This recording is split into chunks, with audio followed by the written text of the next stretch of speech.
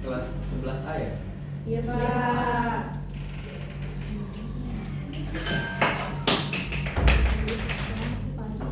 Kenapa itu? Kenapa? Waduh. Udah marah-marah aja.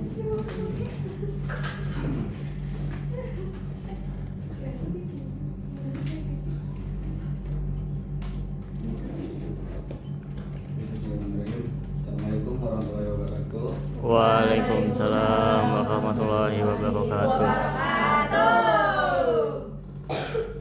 Baik anak-anak, gimana kabarnya? Sehat Pak. Ada yang nggak masuk? Ada yang belum datang Pak. Nanti tolong direkap ya absensinya. Iya Pak. Nggak tahu dah. Oh iya, yang belum sarapan boleh sambil sarapan supaya kita tetap semangat. Baik, tolong kalau di bawahnya ada sampah atau kertas itu tolong dirapikan.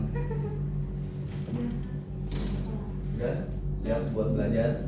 Ya. Siap belum? Baik, sebelum mulai pembelajaran saya minta untuk ketua kelas pimpin doa terlebih dahulu. Ya baik teman-teman, sebelum mulai pembelajaran kita berdoa agar beres kepercayaan masing-masing. Berdoa dimulai.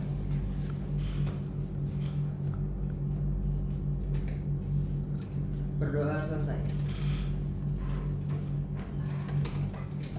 Ya, baik. Kali ini kita akan belajar teks argumentasi anak-anak. Ya, jadi argumentasi itu berupa teks yang mengutarakan pendapat pribadi atau dari argumen individu itu sendiri ya. Nah, bisa ada yang bantu Bapak untuk bacakan? Amanda deh boleh yang di depan. Teks argumentasi adalah jenis tulisan yang bertujuan meyakinkan pembaca tentang suatu pendapat atau gagasan. Ya, saya minta Pauji untuk menyimpulkan atau mengulangi tapi pakai bahasa Pauji tersendiri. Oh iya Pak. Jadi teks argumentasi ini sebuah tulisan yang mana tulisan itu berisi pendapat individu terhadap suatu informasi seperti itu Pak. Ya, coba kalau Ray. Seperti itu, Pak.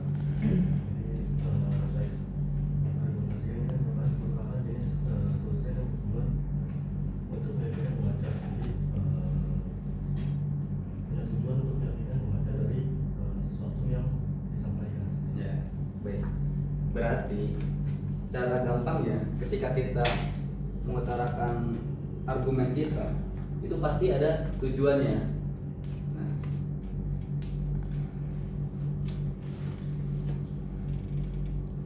Nah, strukturnya secara umumnya terbagi menjadi 3. Ada pendahuluan, badan argumen, dan juga kesimpulan. Nah, jadi pendahuluan itu berisi hal-hal atau kajian pokoknya apa yang ingin kita sampaikan. Nah, gagasan pokoknya itu kira-kira apa untuk meyakinkan pembaca mendengarkan argumen kita atau dapat mengikuti dari argumen kita. Dan badan argumen itu lebih diyakinkan lagi anak-anak menggunakan apa? Menggunakan data-data, menggunakan landasan yang kuat atau landasan terdahulu. Ketika kita berargumen atau ketika kita ngomong menyampaikan sesuatu, pastinya argumen kita akan mudah tercapai tujuannya karena kita menggunakan landasan yang kuat, menggunakan data yang valid juga. Nah, lalu disusul dengan kesimpulan dari argumen yang sudah kita sampaikan.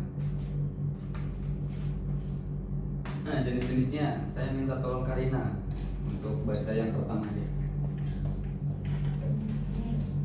Pertama, sebab akibat, yaitu menjelaskan akibat dari suatu penyebab. Menjelaskan akibat dari suatu penyebab. Coba Nisma tolong diartikan apa tuh maksudnya?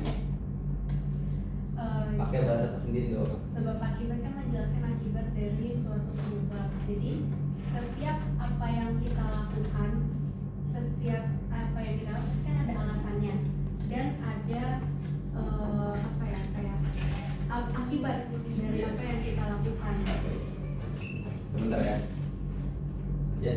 masih dulu aja. Kamu ini yang berapa ini? Ya, silakan masih dulu. Ya, gimana? Anisma? Ya, jadi setiap tindakan yang kita lakukan ada sebab akibatnya kan. Iya. Nah, di teks argumentasi ini itu dijelaskan apa sebab akibat dari suatu kejadian. Iya, baik, betul sekali. Jadi ketika kita melakukan suatu tindakan, seharusnya kita sudah tahu akibatnya akan seperti apa, terlepas dari positif ataupun negatif. Nah, coba saya minta tolong Aisyah untuk baca juga dua. Argumentasi persamaan membahas persamaan antara dua hal atau lebih seperti konsep, situasi, atau entitas. Nah, coba jelaskan ulang, tapi pakai bahasa Aisyah tersendiri. Jelaskan ulang tadi yang udah Aisyah baca, tapi pakai bahasa Aisyah sendiri. Jadi kalau misalkan kita berargumen itu tuh kita membandingkan antara yang satu dengan yang lainnya. Apakah konsep tersebut itu sama atau tidak di antara dua argumen itu. Lalu apa bedanya dengan perbandingan? Perbandingannya Iya, ada persamaan, ada perbandingan. Nggak tahu. Ada yang tahu nggak di sini?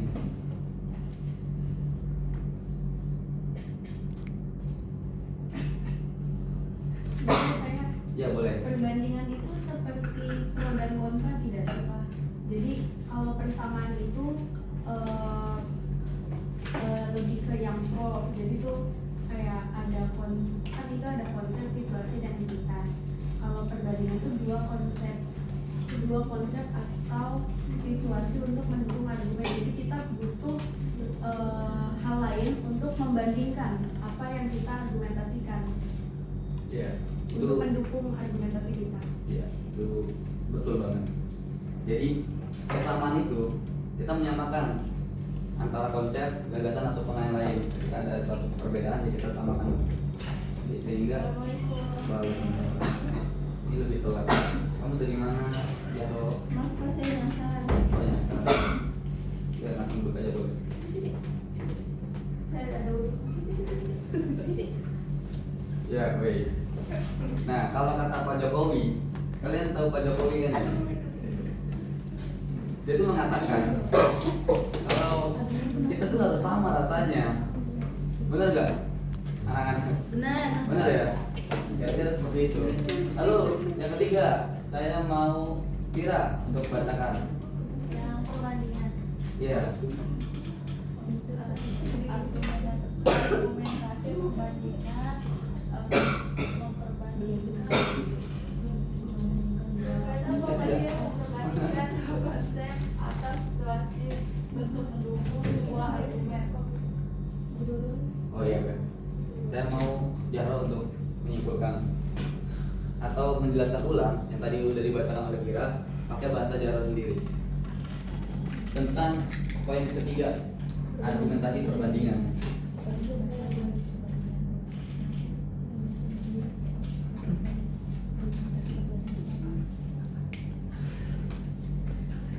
Argumentasi perbandingan yaitu membandingkan dua konsep atau situasi untuk mendukung sebuah argumen. Jadi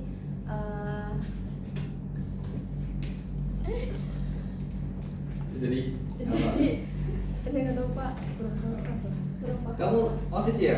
Enggak, bukan. Bukan. Siapa yang OSIS? Caca. Enggak Pak. Oh, Caca OSIS. Iya, kemarin saya ngelihat ada ini tadi banding kalau nggak salah sama SMA apa ya kemarin? SMA 2 Pak. SMA 2. Iya. Nah, itu sama aja kita menggunakan teks argumentasi perbandingan. Karena kita membandingkan contoh singkatnya ya, simpelnya. Kita membandingkan program kerja OSIS di SMA kita dengan program kerja OSIS di SMA mana tadi? Dua. Seperti apa kan? Sudah tentunya pasti berbeda culture, pasti beda juga hasilnya. Nah, tapi tujuannya tetap sama, Oh iya. untuk menjalankan program kerja yang interaktif, yang kreatif, yang kira-kira seperti itu. Lalu yang keempat, siapa yo yang mau baca? Jati, boleh baca. Autoritas didasarkan pada pendapat orang terkenal atau ahli di Iya. Jadi otoritas itu ketika kita menggunakan argumentasi, tapi dengan orang-orang khusus. Contohnya kemarin ada, kalian nonton podcast ini nggak? Raditya Dika, apa namanya? Yang mana Pak? Dokter Dia sama Dokter Tirta, Nonton. ya kan? Iya. Nah itu kan diungkapkan oleh dua orang ahli. Nah Raditya Dika itu sebagai apa? Hostnya atau sebagai fasilitator saja di sana. Nah, jadi argumentasinya yaitu dengan orang-orang yang khusus atau yang terkenal. Ya, lalu kelima, coba Amanda lagi deh, saya ngeliat tadi Amanda merem ngantuk kayaknya. Sekali lagi Pak. Iya lagi. Kedua, kesaksian berisi testimoni dari seseorang yang telah mengalami atau menyaksikan suatu kejadian. Nah baik. Ada yang tahu nggak contohnya Pak? Kirana tahu nggak contohnya? Nggak tahu.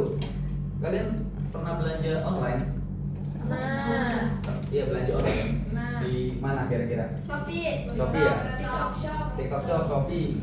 Itu biasanya di kolom komentarnya berisi apa?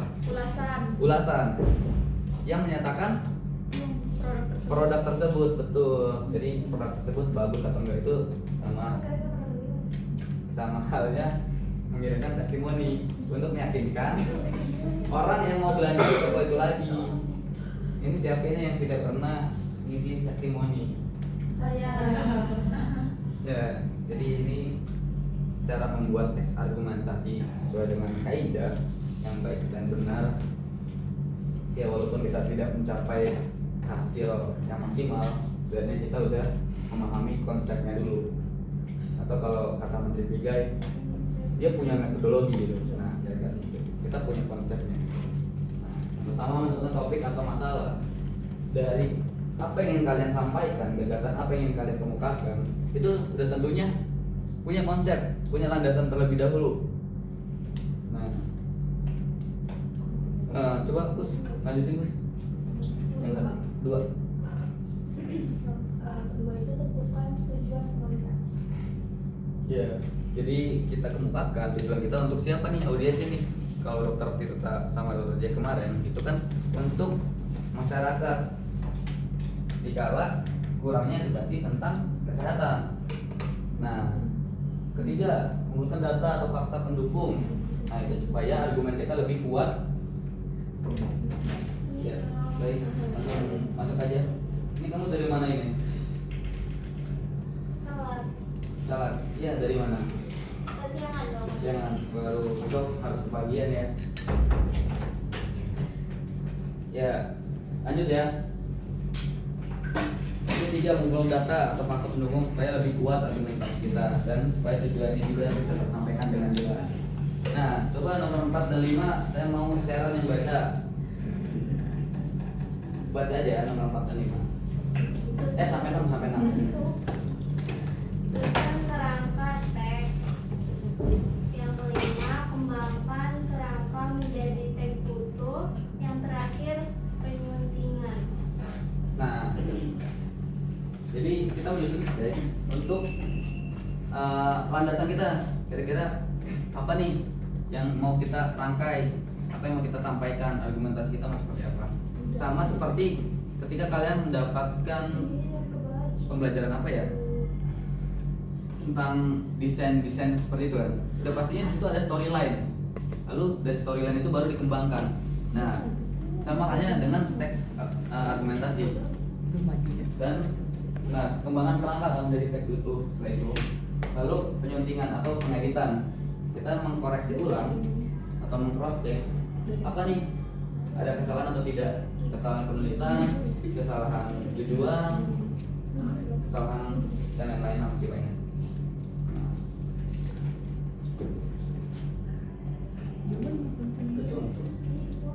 Boleh, saya minta tadi share lagi lo buat baca. Semuanya. Enggak, paragraf aja. Program makanan bergizi gratis atau MBG merupakan salah satu upaya pemerintah untuk meningkatkan dan pendidikan peserta didik. Program ini penting karena banyak anak yang masih belum mendapatkan asupan gizi yang cukup setiap hari. Ya baik, terus Jaro, saya mau paragraf kedua. Kelihatan. Dengan adanya MBG, kebutuhan nutrisi siswa Mana? dapat lebih terpenuhi sehingga mereka dapat belajar dengan lebih fokus dan memiliki kondisi fisik yang lebih baik. Selain itu, program ini juga dapat membantu mengurangi angka stunting dan masalah gizi lainnya di kalangan anak-anak. Ya baik, terima kasih. Aisyah yang terakhir. Meskipun pelaksanaannya memerlukan biaya yang besar, manfaat jangka panjang yang diberikan jauh lebih penting. Generasi yang sehat dan cerdas akan menjadi modal utama bagi kemajuan bangsa. Oleh karena itu, program MBG perlu didukung dan dilaksanakan secara tepat sasaran agar tujuan meningkatkan kualitas sumber daya manusia Indonesia dapat tercapai. Baik, saya mau Koji untuk maju. Tadi strukturnya kan udah disampaikan dan udah dijelaskan juga. Nah, silakan tentukan strukturnya yang mana. Ayo, mungkin teman-teman juga bisa bantu Koji.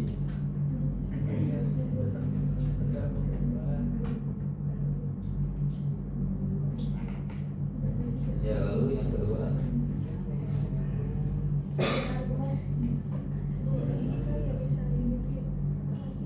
Boleh. Gak apa-apa. Jangan kenceng aja.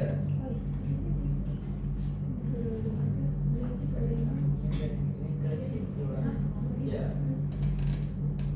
Nah, tadi kan kesimpulannya udah kesimpulan tadi. Strukturnya udah dibahas. Kira-kira benar nggak? Ya, benar. Boleh lanjut. Nah, tadi saya sudah bilang, sudah menyatakan kalau teks argumentasi yang baik itu didasari dengan data atau landasan. Nah, kira-kira dari contoh ini landasannya apa? Atau kalau kalian nggak nemu landasan, datanya apa? Balik ke stunting. Nah, benar. Ini walaupun kelas juga menyimak secara baik. Jadi landasannya stunting, landasannya gizi. Makanya pemerintah menggunakan atau membuat kebijakan yang namanya BG. Walaupun pakai pajak bapak. Kok ini enggak ada? Baik. Saya kasih contoh lain. Mas.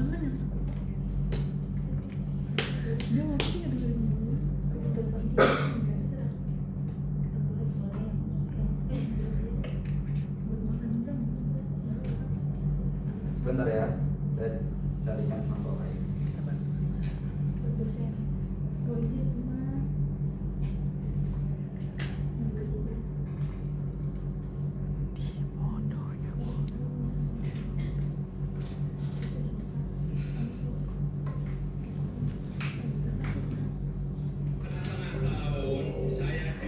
Kemana Pak? Sabar. Ada, Pak. Ya, sabar. Oh, nggak ada.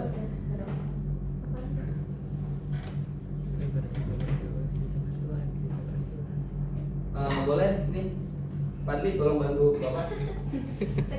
Baik Pak. Sudah Pak. Boleh ya. Nah, Pak, gedein Pak. gedein, boleh. Bukan suara. Oh, bukan. Layarnya. Itu. Fitnah saya dia. Oh. Dijelek-jelekin saya juga dia. Dicela direndah-rendahkan saya juga dia. Dihujat, dihina saya juga dia. Tetapi hari ini di Jogja saya sampaikan saya akan lawan. 4,5 tahun. Ini apa Pak? Perlu, sabar. Ada lagi. Yang lawan. Itu siapa tuh yang paling atas Pak? Wait, My oh wife. iya.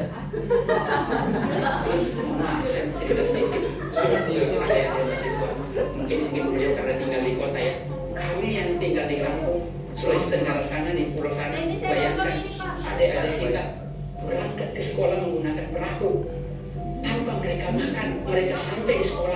mengisi perut lapar. Mana mungkin mereka bisa belajar dengan baik, tolong. Mana mungkin mereka bisa konsentrasi di sekolah kalau berangkat ke sekolah dalam kondisi lapar. Mungkin iya bagi orang-orang kota, tapi bagi kami orang-orang yang di kampung dan di pelosok sana sangat membutuhkan program MBG itu. Karena tidak pernah ada dalam sejarah anak-anak kita diberi makan, ya.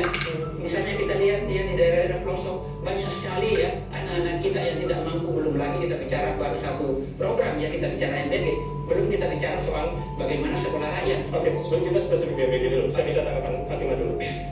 Saya rasa tadi sudah bahkan disebutkan ya bahwa ada sesuatu yang lebih penting sebetulnya dari mengisi perut lapar itu, bagaimana anak-anak di daerah yang akses pada sekolahnya itu masih terhambat gitu. Saya tidak bisa membayangkan ya, saya mungkin orang kota, tapi saya kalau membayangkan pada posisi itu, anak-anak itu, mereka harus sedemikian rupa berusahanya sampai mungkin harus menyeberangi jembatan putus dan sebagainya untuk sampai ke sekolah, dan di sekolah mendapatkan makan bergizi ya, itu menjadi sangat minor ya dibanding bagaimana perjuangan dia untuk harus ke sekolah gitu. Nah saya rasa sebelum kita memberikan yang sunnahnya begitu ya, yang tambahan-tambahan ya, additionalnya yaitu dari bentuk MBG ini, makan bergizi gratis, apa yang wajib-wajib dan standarnya perlu dipenuhi dulu gitu. Menurut kami sih seperti itu.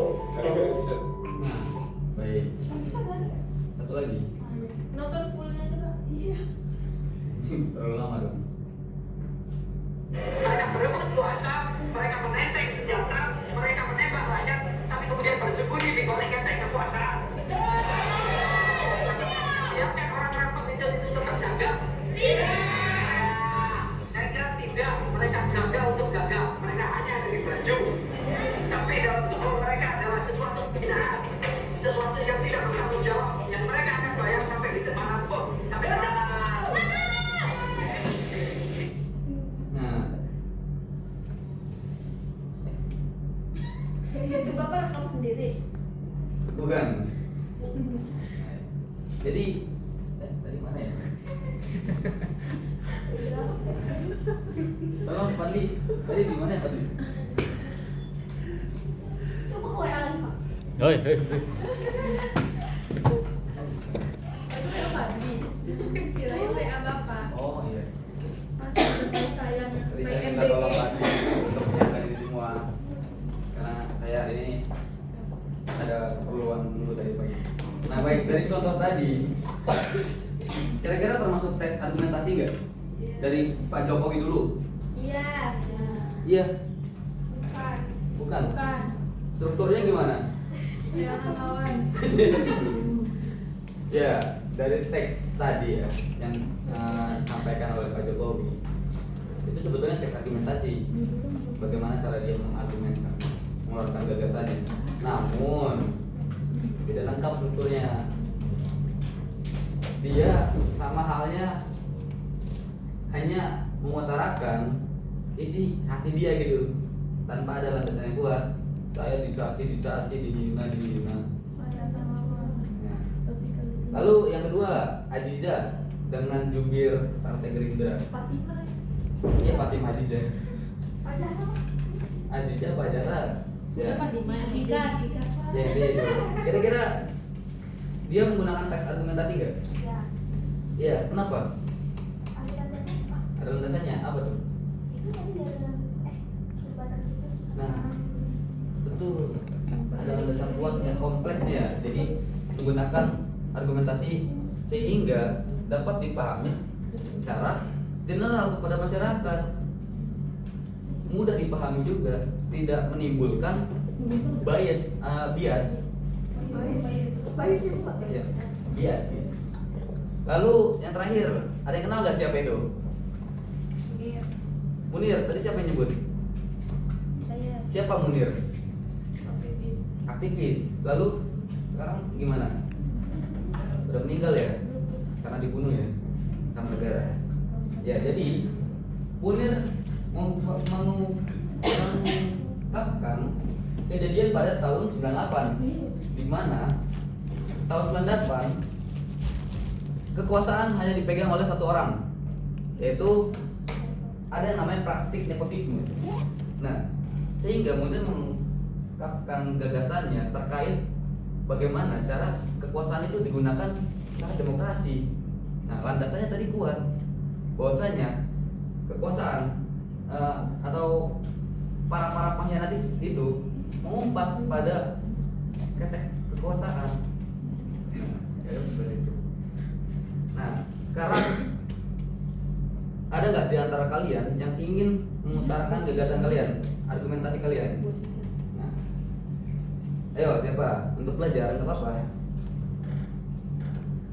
Kalau saya tunjuk bersedia ya? Apa mau toler? Boleh. Ini sekarang beneran atau menjadikan sebuah alasan? Ayo boleh. Ayo siapa? Saya juga. Udah dua dulu. Banjir. Anisma mau maju ke depan? Ya. Dari sini ada yang mau nggak? Padahal ada rewardnya sih. Sini. Red mau apa katanya? Saya mau. Ya udah, nanti ditugaskan aja deh. Kalian membuat teks argumentasi, nanti pengumpulannya bakal Bapak kirim lewat Padlet biasa di grup WhatsApp kita ya. Nah, tugasnya buat teks argumentasi. Oke? Dengan struktur yang tadi sudah disampaikan, ada pendahuluan, badan argumentasi atau argumentasi kemas, dan sesuai dengan kesimpulan.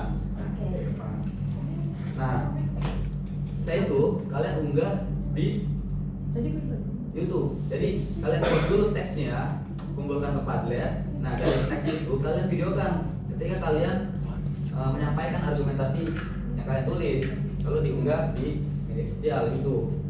Lalu linknya kirim ke Bapak. Oke? Ya, baik. Mungkin itu saja pembelajaran kita hari ini. Semoga bisa diterima dengan baik, dipahami dengan baik, dan menjadi amal ilmu kita yang baru. Ya, saya minta share untuk memberi kesimpulan.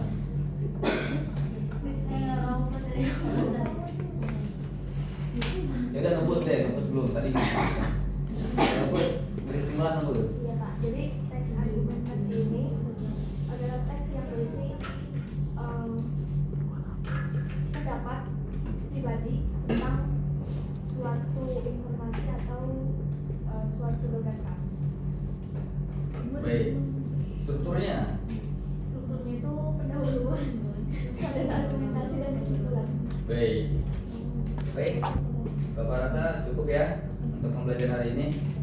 Kurang dan lebihnya mohon maaf karena kurangnya harus menjadi saya dan kelebihannya itu dari kami lagi. Bila bisa Assalamualaikum warahmatullahi wabarakatuh.